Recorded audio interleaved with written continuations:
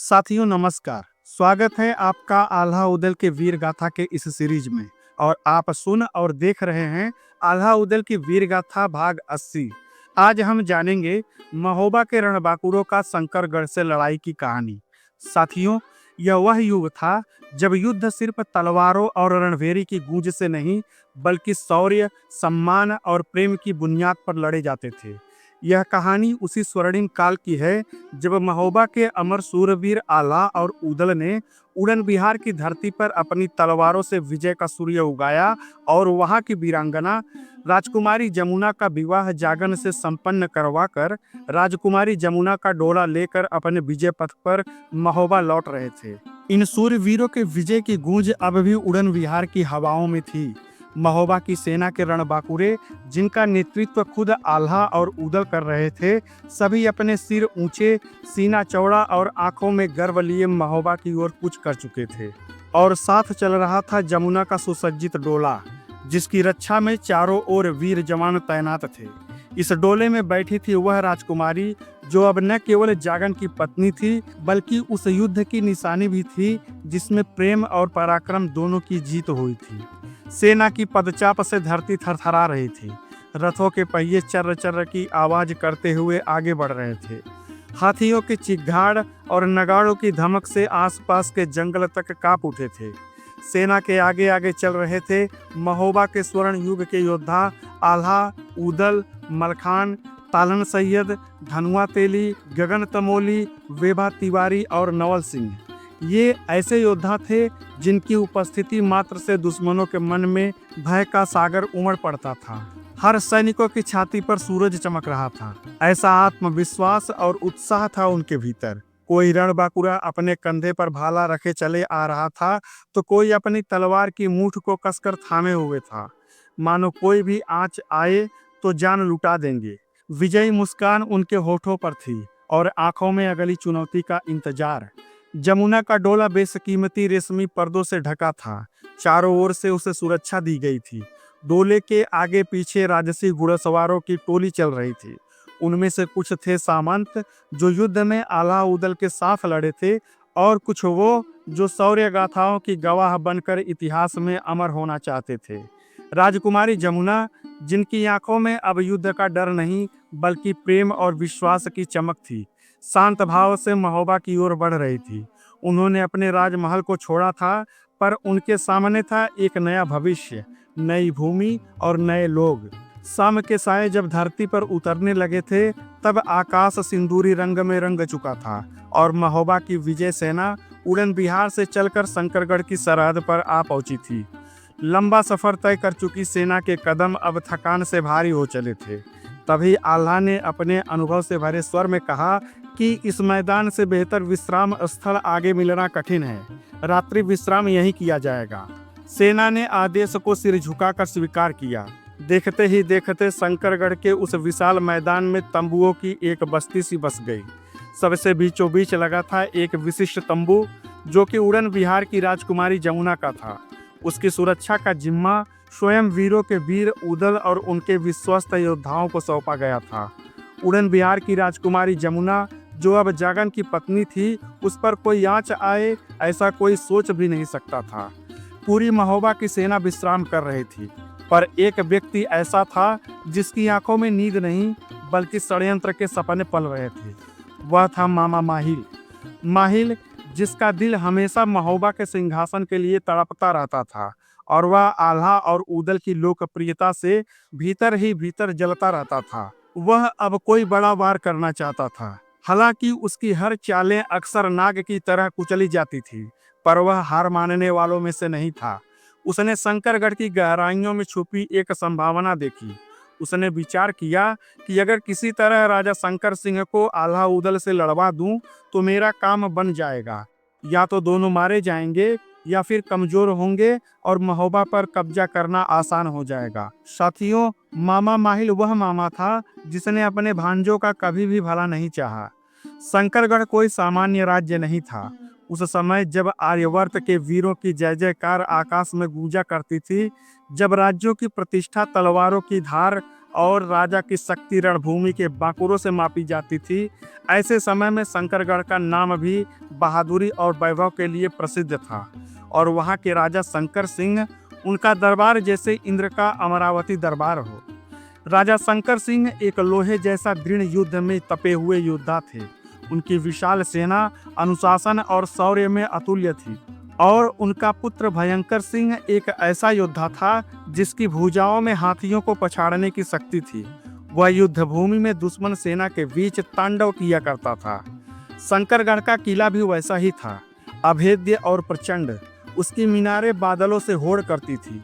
चारों ओर गहरी खाइयां जिनमें रक्त पिपासु मगरमच्छ रहते थे। किले की दीवारें इतनी सुदृढ़ थी कि उन पर तोपें भी खरोच न डाल सके। हर कोने पर तैनात था एक सतर्क सैनिक, ऐसा प्रहरी जिसकी आंखें अंधेरे में भी दुश्मन की परछाई देख ले। मामा माहिल ने इस शंकरगढ़ से महोबा का झगड़ा लगाने का मन में विचार बनाया। माहिल ने अपने कपड़े बदले, चेहरा ढका और चुपचाप सेना की नजरों से बचते हुए निकल पड़ा। रात्रि के अंधकार में एक तीर की तरह सीधा शंकरगढ़ की ओर। रास्ते में उसे न कोई सिपाही रोक पाया, न कोई आवाज। वह सिर्फ एक लक्ष्य लेकर चल रहा था। वह था आल्हा और उदल को खत्म करना है और महोबा की राजगद्दी पर बैठना है। अब रात शंकरगढ़ पर उतर चुकी थी। पहरेदार किले की दीवारों पर घूम रहे थे, पर उस रात किले के दरबार में जल्द ही एक ऐसा इंसान प्रवेश करने वाला था जो शंकरगढ़ को एक विनाशक युद्ध में झोंकने वाला था। वह था कुटिल मामा माहिल का चालबाज मन, जिनके पास थे धोखे, बहकावे और षड्यंत्र के तीर, जिससे बचना आसान नहीं था। शंकरगढ़ की कचहरी उस दिन अलौकिक आभा से दमक रही थी, जैसे इंद्र का अमरावती दरबार हो। चारों ओर सोने की नक्काशीदार स्तंभ, ऊपर छत्रों की श्रृंखला और बीचों बीच ऊंचे सिंहासन पर स्वयं शंकर सिंह राजसी तेज से भरपूर अपने रौब और निर्णय की आभा से सुशोभित थे। चारों ओर उनके मंत्रीगण, सामंत, वीर, सेनापति और पंडित बैठे थे। सभा में नृत्य, वाद्य और शास्त्रार्थ की ध्वनि गूंज रही थी। तभी द्वारपाल ने सिर झुकाते हुए सूचना दी, महाराज, उरई नरेश माहिल आपके दर्शन को पधारे हैं। शंकर सिंह ने भौहें चढ़ाई, फिर मुस्कुरा कर बोले, मामा माहिल, उन्हें सम्मान सहित भीतर लाओ। सभा का द्वार खुलते ही भीतर प्रवेश हुआ मामा माहिल। माहिल ने रेशमी वस्त्रों में लिपटा, गाढ़ा गुलाबी जरीदार साफा पहने, आंखों में राजनीति की चमक और चेहरे पर चतुराई की मुस्कान लिए वह धीरे धीरे चलते हुए सभा के मध्य पहुंच गया। शंकर सिंह ने सजी धजी आसन की ओर इशारा करते हुए कहा, बैठिए मामा, आपका आना हमारे लिए सौभाग्य है। तब माहिल झुक कर बोले, महाराज, मैं यहाँ से गुजर रहा था, सोचा राजधर्म के बीच कुछ आत्मीय वार्तालाप भी हो जाए। शंकर सिंह मुस्कुराए और बोले, हाँ मामा, आपने ठीक ही किया। तो फिर बताइए मामा, आर्यवर्त में आज किस राज्य का डंका बज रहा है? कौन है जो सबसे आगे खड़ा है? और हाँ, यह प्रश्न सभा में बैठे हुए सभी सभासदों से भी है। शंकर सिंह के इस प्रश्न पर सभा में बैठे उनके मंत्री और दरबारी झट से एक स्वर में बोले, महाराज, इस समय भारत भूमि में यदि किसी की सबसे अधिक गूंज है तो वह है शंकरगढ़।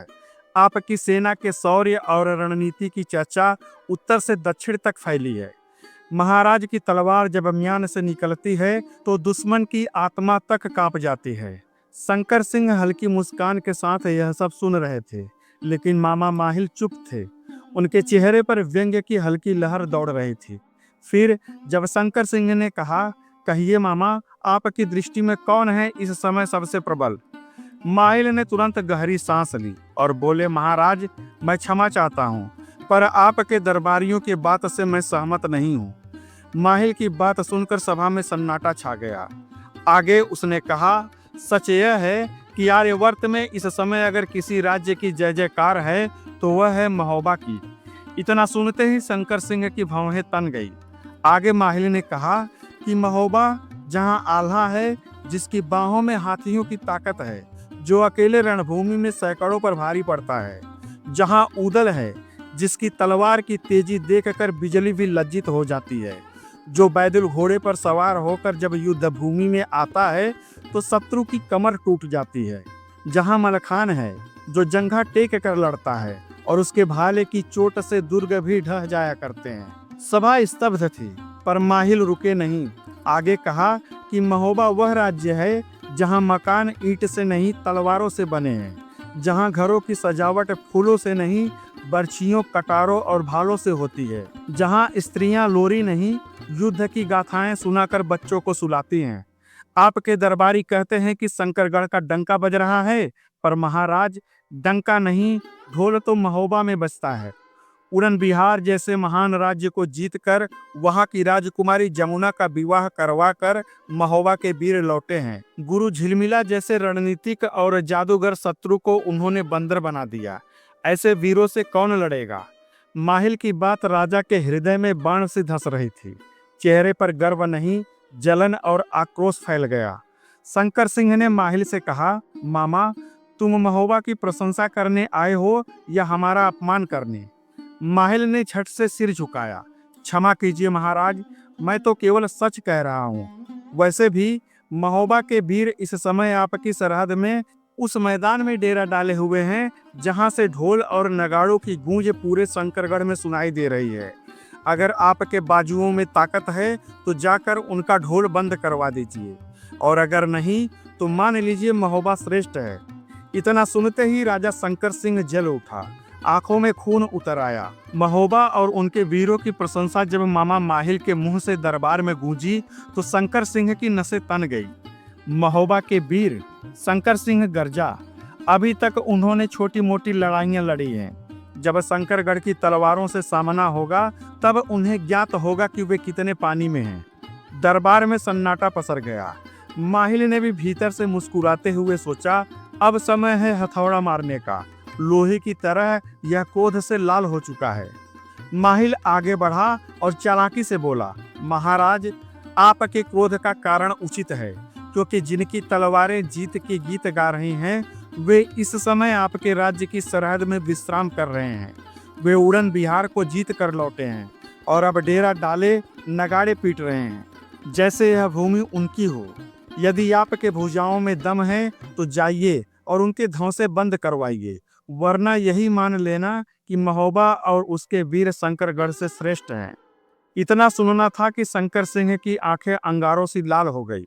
उसने दोनों हाथों से सिंहासन की बाहें पकड़कर खड़े होते हुए गरजते स्वर में कहा, मैं स्वयं उनके धौंसे बंद करवाऊंगा।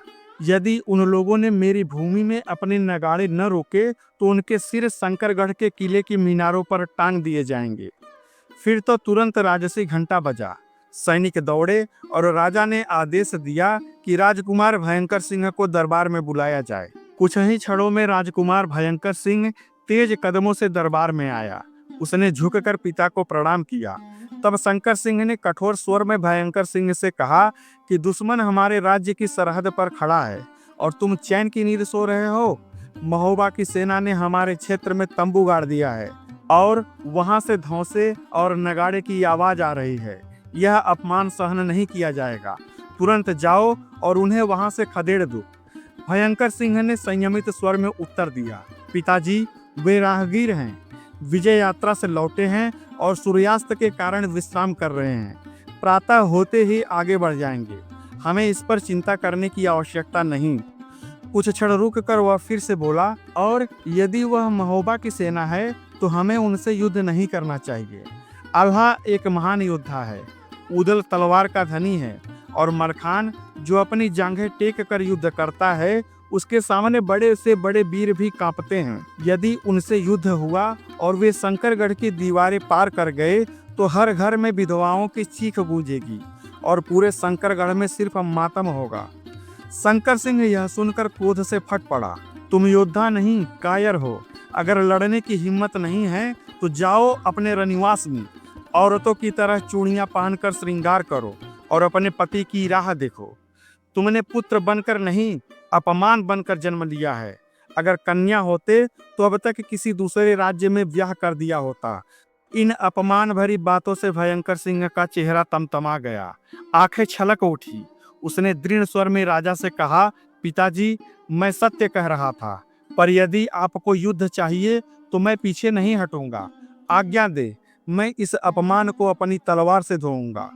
तब शंकर सिंह ने अपनी तलवार खींचकर कहा, तो जाओ, रणभूमि में अपने स्वाभिमान को सिद्ध करो या फिर मेरी आंखों से दूर हो जाओ। राजकुमार भयंकर सिंह ने अपनी सेना तैयार की और रणघोष बजा दी। रथों की गड़गड़ाहट और घोड़ों की टापें सुनाई देने लगी। सैनिकों के हाथों में भाले, कमर में कटारी और आंखों में अग्नि थी। प्रातः काल की पहली किरण के साथ शंकरगढ़ की सेना महोबा के शिविर के सामने पहुंच गई। राजकुमार भयंकर सिंह ने एक पत्र लिखा। उसने लिखा, शंकरगढ़ की भूमि पर तुम्हारे नगाड़े और धौंसे असहनीय हैं। अगर तुम्हें शांति प्रिय है तो तुरंत अपने तंबू उखाड़ो और आगे बढ़ जाओ, अन्यथा तलवार से स्वागत किया जाएगा। आल्हा के नाम यह पत्र हरकारे को सौंप कर भेज दिया गया। अब आगे क्या होगा? क्या आल्हा इस चुनौती को शांतिपूर्वक स्वीकार करेगा या युद्ध का नगाड़ा एक बार फिर गूंजेगा? क्या भयंकर सिंह की तलवार शंकरगढ़ का सम्मान बचा पाएगी और मामा माहिल, क्या उसका यह षड्यंत्र कामयाब होगा? इन प्रश्नों के जवाब जानने के लिए हमारे साथ जुड़ें। अगर हमारे चैनल पर पहली बार आए हैं तो चैनल को सब्सक्राइब करें, वीडियो को लाइक करें और ज़्यादा से ज़्यादा शेयर करें। फिर मिलता हूँ इस कहानी के अगले भाग में। तब तक कहानी सुनने के लिए धन्यवाद। जय हिंद।